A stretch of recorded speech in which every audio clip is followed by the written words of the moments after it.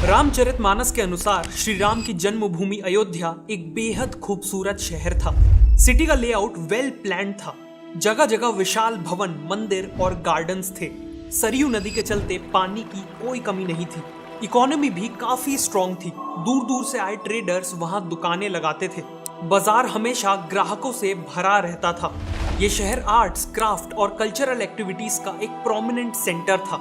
कई विद्वान साधु संत भी यहाँ बसते थे, जिस कारण एजुकेशन और स्पिरिचुअलिटी का यहाँ से एक स्ट्रॉन्ग कनेक्शन था।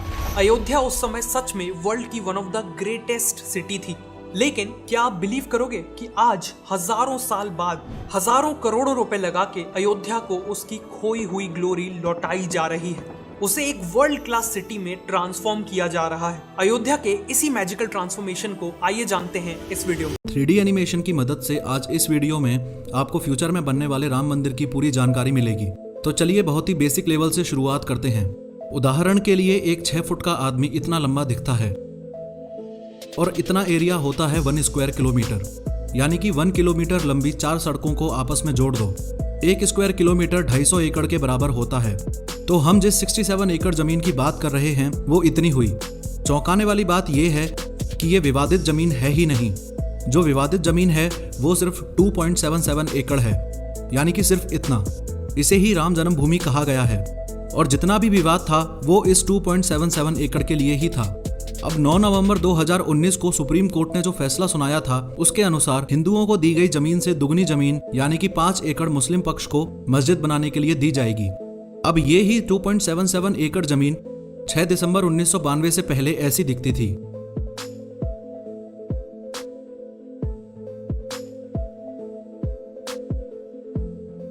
मस्जिद, सीता की रसोई, राम भंडार और राम चबूतरा। और 6 दिसंबर 1992 को विश्व हिंदू परिषद और बीजेपी से जुड़े 1.5 लाख लोगों ने मिलकर मस्जिद गिरा दिया। उसके बाद ये जमीन विवादित मसला बन गई। मस्जिद इसलिए गिराया क्योंकि हिंदुओं का मानना था कि इस जमीन पर ही श्री राम भगवान का जन्म हुआ था और 16वीं शताब्दी में मंदिर तोड़ के बाबरी मस्जिद बनाया गया था। खैर, 2020 के अंत तक तैयार होने वाला राम मंदिर कुछ ऐसा दिखाई देगा। इसकी लंबाई 270 फीट, चौड़ाई 145 फीट और ऊंचाई 141 फीट होगी। मंदिर की बनावट को अच्छे से समझने के लिए खाली जमीन से शुरुआत करते हैं। सबसे पहले करीब 25 फुट ऊंचा फाउंडेशन स्टोन होगा। उसके ऊपर 6 फीट ऊंचा छोटी डिजाइन में चबूतरा होगा। उसके ऊपर 16 फुट 3 इंच की ऊंचाई के 106 पिलर्स लगेंगे। रामलला की भव्य मूर्ति इस गर्भगृह में विराजमान होगी। गर्भगृह के चारों तरफ परिक्रमा लगाने की जगह होगी। उसके बाद पहली मंजिल का चबूतरा होगा। उसके बाद 14 फुट 3 इंच ऊंचाई के 106 पिलर्स पहली मंजिल पर भी लगेंगे। उसके ऊपर छत और गुंबद होंगे, पर ध्यान देने वाली बात है ये शिखर, जो कि 65 फुट 3 इंच का होगा। इस प्रकार देखा जाए तो मंदिर में कुल 212 पिलर्स होंगे। हर एक पिलर में 16 मूर्तियां डिजाइन होंगी जो कि हिंदू देवी देवताओं की होंगी। मंदिर में एंट्री टोटल 5 जगह से हो पाएगी।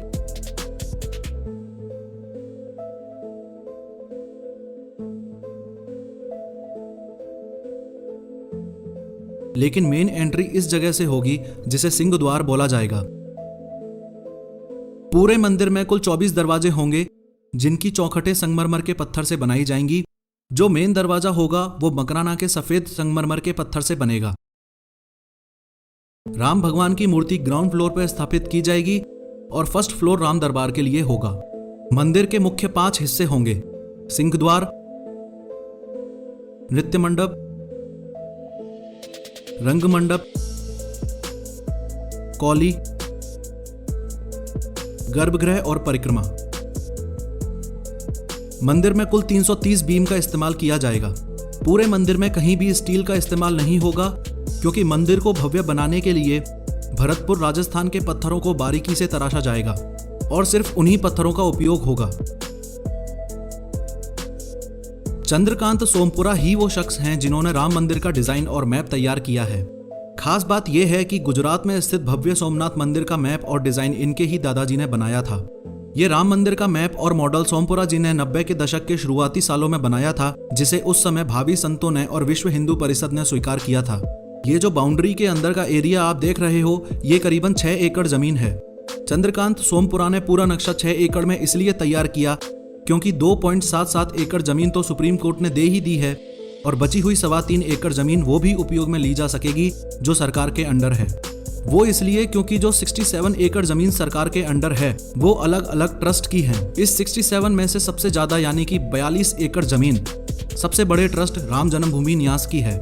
ये जमीन पिछले कई सालों में राम जन्मभूमि न्यास ने विवादित जमीन के आसपास रहने वाले लोगों से खरीदी थी। राम मंदिर के चारों तरफ 4 छोटे छोटे मंदिर और होंगे, जिसमें भरत मंदिर, लक्ष्मण मंदिर, सीता जी मंदिर और गणेश जी का मंदिर होगा। भव्य राम मंदिर के जस्ट सामने एक बहुत बड़ा विजय स्तंभ होगा। मंदिर के डायमेंशंस को अच्छे से समझने के लिए ये याद रखें कि मंदिर के सामने खड़ा हुआ 6 फुट का आदमी कुछ ऐसा दिखाई देगा और मंदिर की साइड एंट्रीज पे खड़ा हुआ 6 फुट का आदमी कुछ ऐसा दिखाई देगा। मंदिर से हटके थोड़ा बाईं ओर चलें तो इस जगह पर कथा कुंज भी होगा।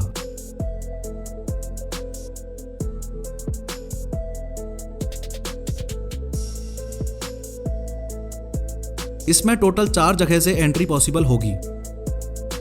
रामकथा, महाभारत, रामायण, रामलीला जैसे स्टेज प्लेज के लिए यह जगह तैयार की गई है। इसके थोड़ा सा बगल में इस जगह पर रिसर्च सेंटर भी बनाया जाएगा।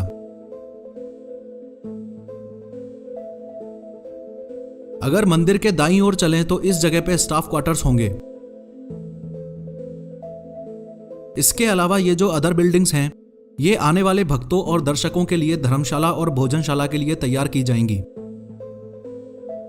ये पूरी जमीन मजबूत फेंसिंग से प्रोटेक्टेड होगी और इस राम जन्मभूमि में घुसने के लिए ये 4 मुख्य द्वार होंगे।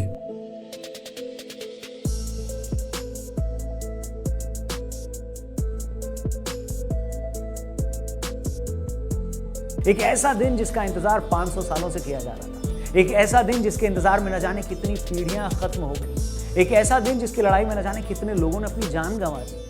एक पल के लिए, बस एक पल के लिए जरा सोच कर देखिए, 16वीं शताब्दी में भी ऐसे लोग थे जिनका सपना था कि वो अयोध्या में राम मंदिर देखें। आज से 150 साल पहले अयोध्या में लोगों ने राम मंदिर की लड़ाई में अपनी जान गंवाई। ऐसे भी लोग थे जिन्होंने अपनी लाइफ के 50 साल राम मंदिर के लिए कोर्ट की लड़ाई में बिता दिए। उन प्रभु श्री राम का मंदिर जिसे आज से 492 साल पहले 1528 में वहशी बाबर ने गिरवा दिया। तो दोस्तों, ये हम सब जानते हैं कि बाबर ने साल 1528 में अयोध्या में भगवान श्री राम का मंदिर गिरवाकर वहां मस्जिद का निर्माण करवाया। लेकिन इसके पहले की बात कम लोग करते हैं और वो बात यह है कि भगवान श्री राम के पुत्र कुश ने अयोध्या में श्री राम जी का मंदिर बनवाया। अकेले अयोध्या में सीताराम के 3000 मंदिर थे। कहा जाता है कि 5वीं शताब्दी ईसा पूर्व इनमें से कई मंदिरों की हालत खराब होने लगी। उसी दौरान उज्जैन के राजा विक्रमादित्य अयोध्या आए और उन्होंने यहाँ के कई मंदिरों को फिर से ठीक करवाया। फिर 21 अप्रैल 1526 को बाबर और इब्राहिम लोदी के बीच युद्ध होता है। 1528 तक बाबर की सेना अयोध्या पहुंच जाती है। कहा जाता है कि तभी बाबर के कहने पर उनके सेनापति मीर बाकी ने उस मंदिर को तोड़वाकर उसकी जगह पर मस्जिद बनवाई, जिसे बाद में बाबरी मस्जिद के नाम से जाना गया। फिर साल 1717 यानी बाबरी मस्जिद बनने के तकरीबन 190 सालों बाद जयपुर के राजा जयसिंह द्वितीय कोशिश करते हैं कि मस्जिद और उसके आसपास वाली जगह उनको मिल जाए। वो जानते थे कि हिंदुओं के लिए उस जगह के क्या मायने हैं, क्या आस्था है। जयसिंह के उस वक्त के मुगल शासकों से संबंध भी ठीक थे, मगर वो ऐसा नहीं कर पाते। लेकिन वो मस्जिद के पास ही एक राम चबूतरा बनवा देते हैं ताकि हिंदू वहां पर पूजा कर पाए। पर मंदिर गिराए जाने के 250 सालों बाद भी हिंदू इसको भूले नहीं थे। यूं तो अयोध्या में भगवान श्री राम के हजारों मंदिर थे, मगर वो ये बात नहीं भुला पा रहे थे कि भगवान श्री राम के जन्म स्थान की जगह मंदिर तोड़कर मस्जिद कैसे बना दी। साल 1528 में मुगल बादशाह बाबर ने अपने कमांडर मीर बाकी को यह ऑर्डर दिया कि वो अयोध्या में मौजूद राम मंदिर को तोड़कर वहां पर मस्जिद बनाए और उसी राम मंदिर को तुड़वाकर जो मस्जिद बनी थी उसे बाबरी मस्जिद नाम दे दिया गया। बट कई लिटरेरी सोर्सेज के हिसाब से वहां के लोकल्स बाबरी मस्जिद के बाहर उस सेम जगह पर जिसे राम चबूतरा कहते हैं वहां पर राम भगवान की पूजा फिर भी किया करते थे। इसी को लेकर वहां पर कई छोटे मोटे रायट्स हिस्टोरिकली होते आए हैं, क्योंकि ऑफ कोर्स एक ही जगह पर दोनों रिलीजियंस पूजा कर रहे हैं। बट 1853 से 1859 के बीच इन 6 सालों में ये रायट्स काफी ज्यादा वायलेंट होने लग गए थे। इतने वॉयलेंट कि इतने सालों से इस इशू को इग्नोर कर रही ब्रिटिश गवर्नमेंट को भी इसमें खुद इंटरवीन करना पड़ा। लेकिन देश के आजादी के बाद इस कॉन्फ्लिक्ट में एक बड़ा टर्निंग पॉइंट आया। 23 दिसंबर 1949 को कुछ लोगों ने बाबरी मस्जिद के बीचों बीच राम भगवान की मूर्ति स्थापित कर दी और अगले ही दिन से लोगों ने वहां पर पूजा करना भी शुरू कर दिया। इससे दोनों पार्टीज के बीच में वापस से एक मेजर कॉन्फ्लिक्ट शुरू हो गया। अब यह कॉन्फ्लिक्ट इतना वायलेंट था कि मजबूरन यूपी गवर्नमेंट को उस साइट को ही कंप्लीटली सील करना पड़ गया और उसके बाद से राम जन्मभूमि में एंट्री सभी के लिए एकदम बैन हो गई। अब यह बैन दिसंबर 1949 में लगा ही था कि इसके 12 दिनों बाद यानी कि 5 जनवरी 1950 में महंत रामचंद्र दास जी ने फैजाबाद कोर्ट में यह अपील करते हुए केस फाइल किया कि उनका राइट टू वर्शिप ये फंडामेंटल राइट वायलेट हो रहा है। कि फिर 1959 में निर्मोही अखाड़ा जो कि हिंदू साधुस का एक नेशनल ऑर्गेनाइजेशन है, उन्होंने भी ये कहते हुए केस फाइल कर दिया कि अयोध्या की लैंड का पोजेशन उनको पूजा करने के लिए मिलना चाहिए। और फिर 1961 में उसे काउंटर करने के लिए मुस्लिम साइड से भी सुन्नी वक्फ बोर्ड ने एक कोर्ट केस फाइल कर दिया। उनका दावा यह था कि उन्हें यह लैंड मिल जाना चाहिए क्योंकि इस पूरे लैंड पर एक मस्जिद था, तो वक्फ बोर्ड ही उस लैंड के ओरिजिनल ओनर्स हुए। ऑल इन ऑल इस मुद्दे को लेकर छोटे मोटे केसेस तो चल ही रहे थे, लेकिन मेजरली कोर्ट में अब 2 हिंदू पक्ष थे और एक मुस्लिम पक्ष, और दोनों साइड्स वहां पर अपने धार्मिक स्थल बनाना चाहते थे। और फिर इसी मतभेद में सालों बीत गए, कोर्ट में लड़ाई चलती रही, लेकिन कोई भी निर्णय नहीं हो पाया। बट 1985 में इस केस में एंट्री हुई एक पावरफुल ऑर्गेनाइजेशन विश्व हिंदू परिषद की। इन्होंने भी राम मंदिर के लिए फैजाबाद कोर्ट में केस फाइल किया, जिसके बाद फैजाबाद कोर्ट ने राम मंदिर से जुड़े सारे केसेस को एक साथ क्लब करके एक जॉइंट वर्डिक्ट इशू किया, जिसके तहत 1986 में कोर्ट ने हिंदूज को उसी जगह पर वर्शिप करने की परमिशन दे दी। अब कोर्ट के इस वर्डिक्ट से नेचुरली दूसरी साइड नाराज हो गई और इस पर रिएक्ट करते हुए उन्होंने ग्रुप बाबरी एक्शन कमेटी बनाया। इस ग्रुप ने कोर्ट के इस डिसीजन को चैलेंज किया और फिर से एक कोर्ट केस फाइल किया। फिर इसी नए कोर्ट केस के रिटेलिएशन में 1989 में एक और एक हिंदू ऑर्गेनाइजेशन राम लल्ला विराजमान ने भी केस फाइल किया। सो अब तक हिंदू साइड में 4 मेन पिटिशनर्स थे और मुस्लिम साइड में 2 मेन पिटिशनर्स। 1990 की शुरुआत में ये बैटल कोर्ट से निकलकर अनफॉर्चुनेटली रास्तों पर आ गए। सो हुआ कुछ यूं, 1990 में एक बड़े लीडर LK अडवाणी जी ने गुजरात के सोमनाथ से अयोध्या तक एक रथ यात्रा निकाली। इस यात्रा में देश भर से लाखों की संख्या में लोग जुड़ रहे थे। अब ये रथ यात्रा अयोध्या पहुंचती उसके पहले ही वहां की सिचुएशन काफी टेंस हो गई और इसी सिचुएशन को देखते हुए 1991 में यूपी गवर्नमेंट ने इस पूरे राम जन्मभूमि लैंड का कंट्रोल अपने हाथों में ले लिया। इस बैन के बाद हुआ यूं कि 6 दिसंबर 1992 को देश भर से हजारों की संख्या में लोग अयोध्या राम जन्मभूमि में जमा हुए और उन्होंने बाबरी मस्जिद को ही डिमोलिश कर दिया। ये मूव बेसिकली गवर्नमेंट के एंट्री बैन का एक रिपल इफेक्ट था। अब ये होते ही पूरे देश भर में जगह जगह पर कम्युनल राइट्स होने लगे और 1992 के infamous Mumbai serial bomb blast भी इसी का ही एक रिएक्शन था। ये वही बॉम्ब ब्लास्ट है जिसमें अंडरवर्ल्ड डॉन दाऊद इब्राहिम का मेजर हाथ था।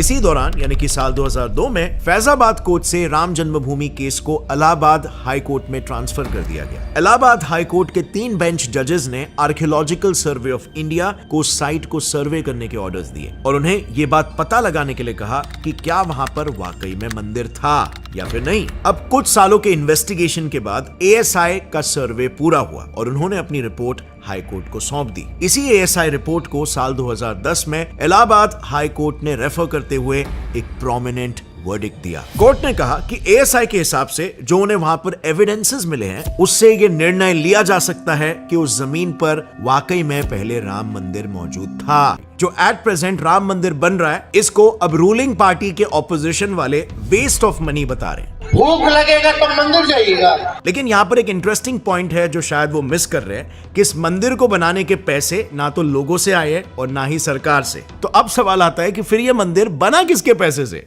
Prominent Hindi news outlet Amar Ujala में पब्लिश्ड एक रिपोर्ट के हिसाब से राम मंदिर बनाने का टोटल एस्टिमेटेड कॉस्ट पहले 900 करोड़ रखा गया था, बट लोगों के थ्रू 3600 करोड़ से भी ज्यादा का डोनेशन आ गया, जिसकी वजह से श्री राम जन्मभूमि ट्रस्ट ने अपने पैसे बड़े ही smartly 3 banks, state bank of India, Punjab national bank और बैंक ऑफ बड़ौदा में इन्वेस्टमेंट के लिए रख दिया। और फिर इन्हीं बैंक्स में रखे गए पैसों से जो इंटरेस्ट आया उसी ब्याज से ये पूरा मंदिर बना हुआ है। और इसी वजह से ना यहां पर सरकार के पैसे यूज हुए हैं और ना ही डोनेशन के पैसे। बट आज जो भी ऑपोजिशन लीडर्स इसे वेस्ट ऑफ मनी बता रहे हैं, असल में इस मंदिर से देश की इकोनॉमी में एक अच्छा खासा पैसा आने वाला है और आना शुरू भी हो चुका है। राम मंदिर की वजह से अयोध्या में आज 5 स्टार होटल्स जैसे ताज, रैडिसन, आईटीसी ओपन हो रहे हैं। Confederation of all Indian traders का एस्टिमेट है कि राम मंदिर के वजह से अयोध्या में 1 लाख करोड़ का बिजनेस जनरेट होने वाला है, एक इकोसिस्टम क्रिएट होगा।